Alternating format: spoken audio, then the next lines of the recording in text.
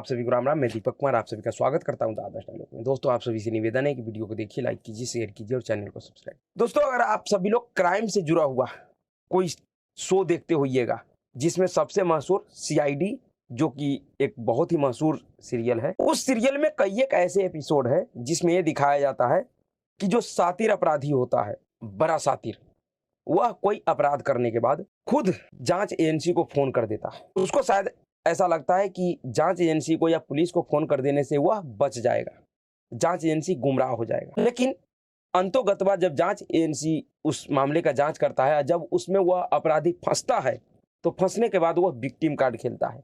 वो victim card क्या खेलता है? वो कहता है कि अगर हम अपराध करते तो हम आपको थोड़ी ना बुलाते। यही कहता है कि हम अगर अपराध करते, अपराधी अगर हम होते, तो हम आपको क्यों बुलाते। लेकिन ऐसा नहीं होता है। शातिर अपराधी अक्सर इसी तरीके का काम करता है कि अपराध करने के बाद खुद से ही पुलिस या जांच एजेंसी को खबर करता है। इसके पीछे का उसका मकसद होता है कि जांच एजेंसी या पुलिस को गुमराह करना और अपने आप को निर्दोष दिखाना। लेकिन अंतोगत्वा फंसी जाता है। इसी तरीके का एक हकीकत का जो इस समय कहानी चल रहा है, वह जम्मू कश्मीर के पूर्व राज्यपाल सत्यपाल मलिक जी के साथ चल रहा है। जैसा कि आप सभी को पता है कि इस समय सत्यपाल मलिक जी का जो गर्दन है, वह सीबीआई के हाथों में फंसा हुआ है। सीबीआई ने सत्यपाल मलिक जी का गर्दन बड़े ही जोर से पकड़ लिया है, जिसके वजह से सत्यपाल मलिक जी बहुत तेजी से फरफरा रहे हैं। दरअसल सत्यपाल मलिक जी के ठिकानों पे 23 फरवरी को जांच एजेंसी सीबीआई ने छापा मारा था। और यह छापा किस लिए मारा था? यह छापा कीरू पनबिजली परियोजना में 2200 करोड़ रुपए के भ्रष्टाचार के मामले में मारा गया है। सत्यपाल मलिक जी के ठिकानों के साथ ही साथ 29 अन्य ठिकानों पे भी छापेमारी किया गया, जिसमें दिल्ली, मुंबई, श्रीनगर, गुड़गांव, जम्मू कश्मीर, बागपत, नोएडा, पटना, जयपुर, जोधपुर, बाड़मेर, नागपुर और चंडीगढ़ था। इन सभी जगहों पे कीरू पनबिजली परियोजना में 2200 करोड़ रुपए के भ्रष्टाचार से जुड़े हुए मामले में छापेमारी किया गया, जिस छापेमारी से सत्यपाल मलिक सदमे में है। उसको समझ में नहीं आ रहा है कि वो करे तो क्या करे। दरअसल सत्यपाल मलिक जी को एक भ्रम हो गया है दिमाग में।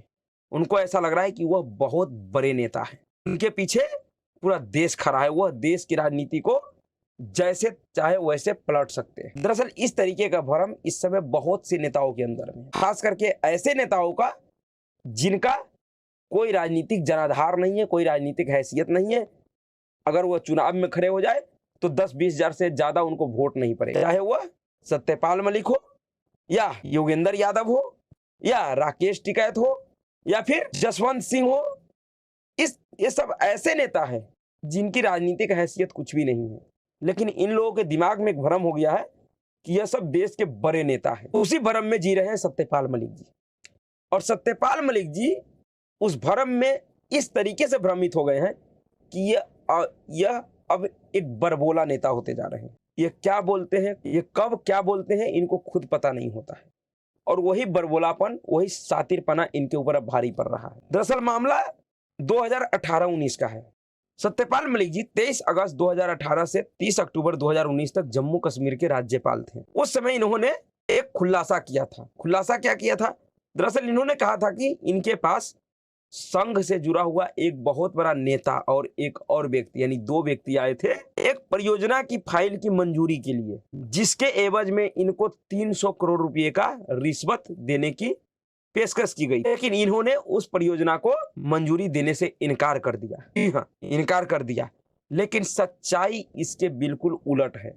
इन्होंने शायद यह बयान इसलिए दे दिया था कि इनको भी भरोसा उसी शातिर अपराधी की तरह था कि अगर कभी इसमें जांच पड़ताल होगा या कोई मुकदमा होगा तो कम से कम हम बच जाएंगे, और इस आधार पे बच जाएंगे कि भाई हमने ही इस मामले का खुलासा किया था। जैसा कि अभी ये कह भी रहे हैं, जब इनके ऊपर सीबीआई ने छापा मारा है तो ये इसी बात का रोना रो रहे हैं, या यही विक्टिम कार्ड खेल रहे हैं कि दरअसल जांच एजेंसी और सरकार हमें फंसा रही है। जिसने खुलासा किया, जिसने मामले को उजागर किया, उसी को अब आरोपी बना रही है सरकार। लेकिन ऐसा नहीं है। दरअसल इस मामले में सत्यपाल मलिक जी शुरू से ही आरोपी है और इनको इस बात का पता है। इसलिए इन्होंने बड़े ही शातिर तरीके से वह खुलासे वाला नाटक किया कि मेरे पास 300 करोड़ रुपए की पेशकश लेकर 2 व्यक्ति आया था, जिसमें एक संघ से जुड़ा हुआ बड़ा व्यक्ति था, लेकिन इन्होंने नाम नहीं बताया। अब उसी मामले में सीबीआई ने 22 अप्रैल 2022 को मामला दर्ज किया था, जिसमें 2019 में कीरू पनबिजली परियोजना के लगभग 2200 करोड़ रुपए के सिविल कार्यों का ठेका एक निजी कंपनी को देने में भ्रष्टाचार के आरोप है। भ्रष्टाचार क्या है कि इन्होंने जो कहा था कि मेरे पास 2 आदमी आया था, मैंने परियोजना को मना कर दिया था मंजूरी देने से, लेकिन इन्होंने परियोजना सिर्फ दिया ही नहीं था, बल्कि उस परियोजना के लिए, उस पनबिजली परियोजना के लिए जो नियम है कि किसी भी सरकारी परियोजना का पहले टेंडर जारी किया जाता है, इन्होंने राज्यपाल रहते हुए टेंडर जारी नहीं किया।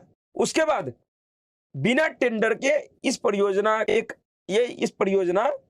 को एक ऐसे कंपनी को दे दिया गया जो पहले से ही ब्लैक लिस्टेड थी। सत्यपाल मलिक जी ने उस परियोजना को उस कंपनी को दे दिया।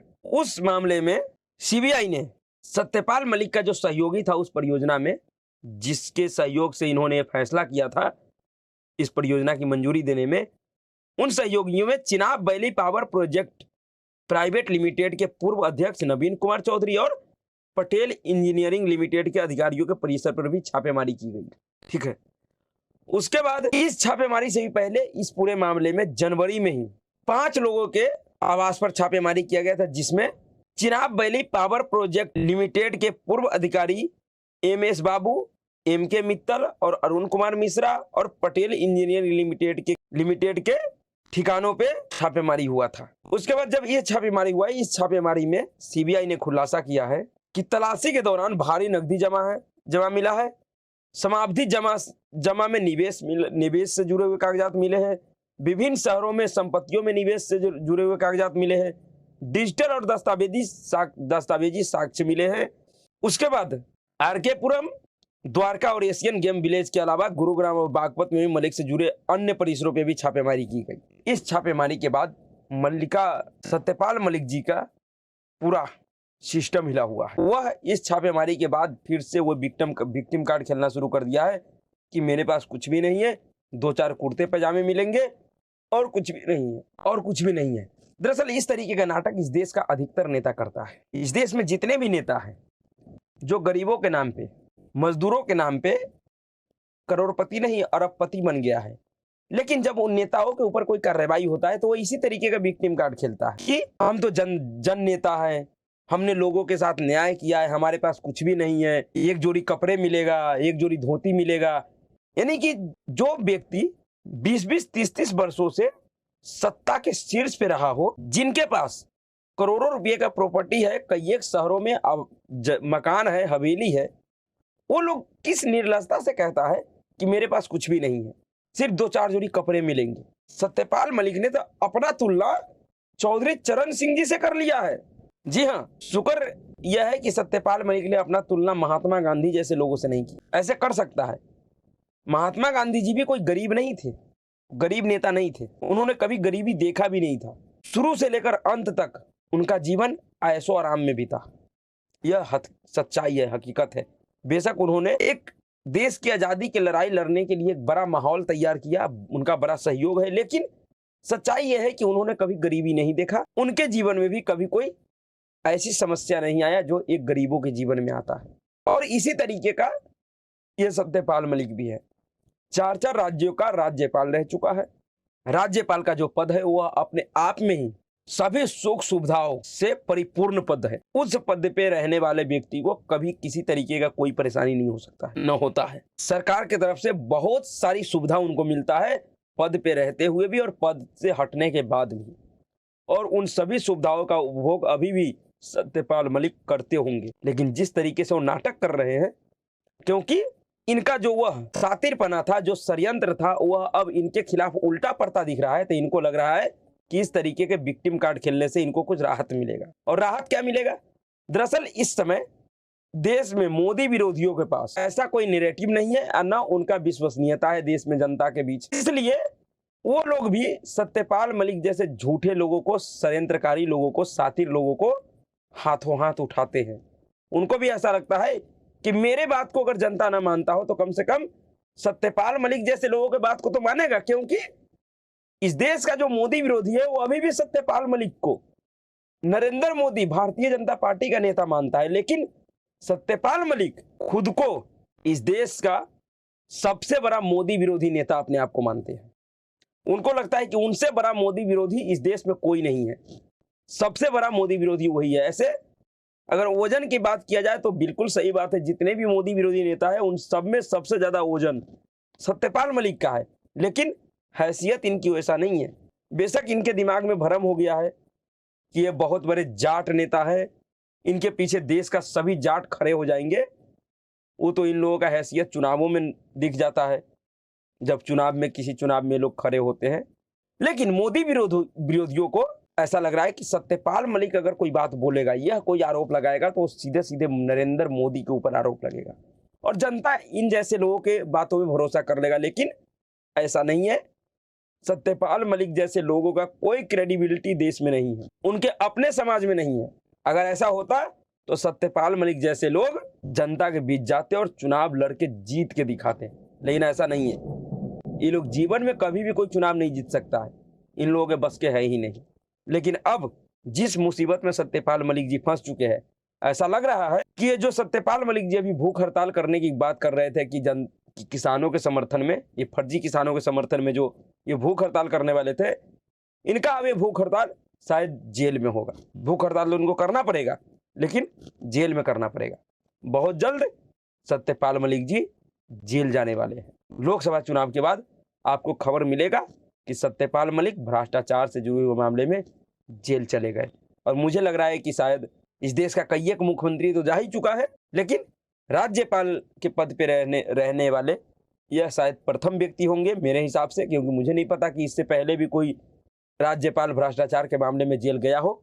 लेकिन सत्यपाल मलिक जी यह रिकॉर्ड जरूर बनाएंगे कि 4 राज्यों के राज्यपाल रहने के बावजूद भी यह भ्रष्टाचार के मामले में जेल गए और सजा काटे। अंतिम समय शायद इनका जेल में ही बीतने वाला है, और इसी बात से सत्यपाल मलिक घबराया हुआ है, अलग अलग तरीके का बेतुका बयानबाजी कर रहा है। तो देखिए आगे क्या होता है। अभी के लिए इतना ही। अगर आपको वीडियो अच्छा लगा तो वीडियो को लाइक कीजिएगा, शेयर कीजिएगा और चैनल को सब्सक्राइब कीजिएगा। नमस्कार।